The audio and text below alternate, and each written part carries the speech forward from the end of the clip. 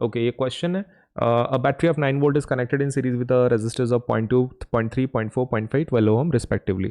How much current would flow through the 12 ohm resistor? तो series में connect किया है इन्होंने, तो पहले सर्किट को समझने की कोशिश करते हैं फिर बात करते हैं। तो हमारे पास एक बैटरी ले लो, राइट? कितने रेजिस्टर है भाई? 1 2 3 4 5, 5 है। 1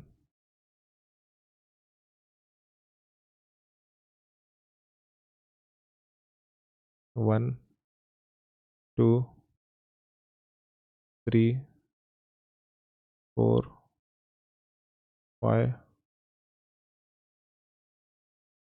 ठीक है, स्विच लगाना है तो लगा दो, ऐसा कुछ इंपॉर्टेंट नहीं है, जस्ट अंडरस्टैंडिंग के लिए। ये डायग्राम एग्जाम में नहीं निकाला फिर भी चलेगा, मार्क मिल जाएंगे।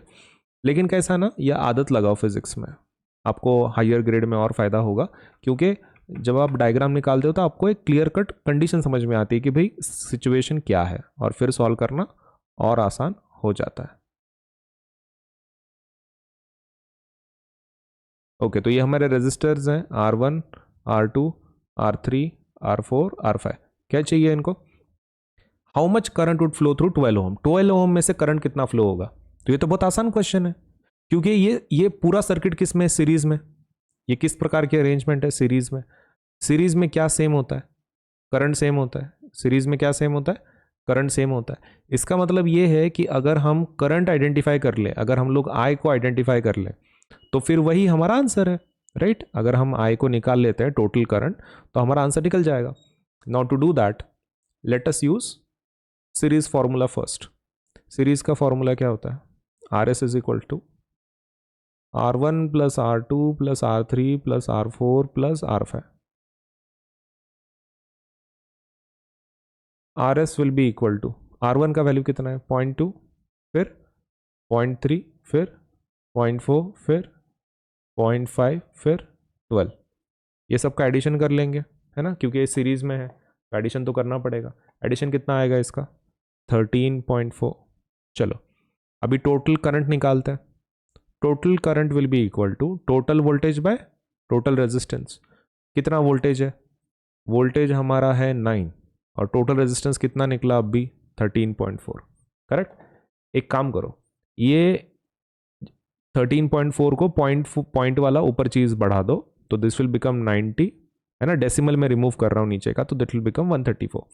अब 134 को ऊपर तो 10 हो गया, राइट? तो what I can do now is I can divide by 2। 245 जा, 2 6 जा, 1 बचा 14, 7 जा, तो 45/67 आ रहा है।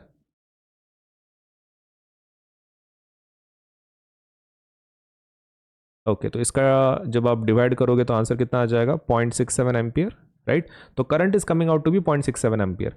अब करंट थ्रू 12 ओम कितना होगा? ये तो टोटल करंट निकला ना, तो अभी 12 ओम का निकालना है हमको, लेकिन 12 ओम के निकालने की जरूरत नहीं है। क्यों?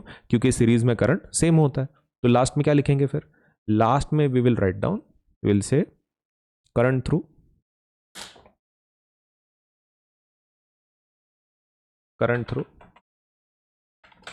12 ohm resistor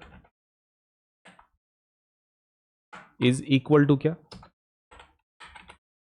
current through circuit, है ना, क्योंकि सीरीज में है, which is equal to how much then? 0.67 ampere. तो ये हो गया हमारा कंप्लीट आंसर, कि हमने बोल दिया कि भाई वो करंट थ्रू द सर्किट और करंट थ्रू 12 ओम रेजिस्टर एक ही होगा, तो hence the answer is 0.67। If you want to write down the reason, आप लिख सकते हैं as they are connected in series, but ऐसा कुछ कंपल्शन नहीं है।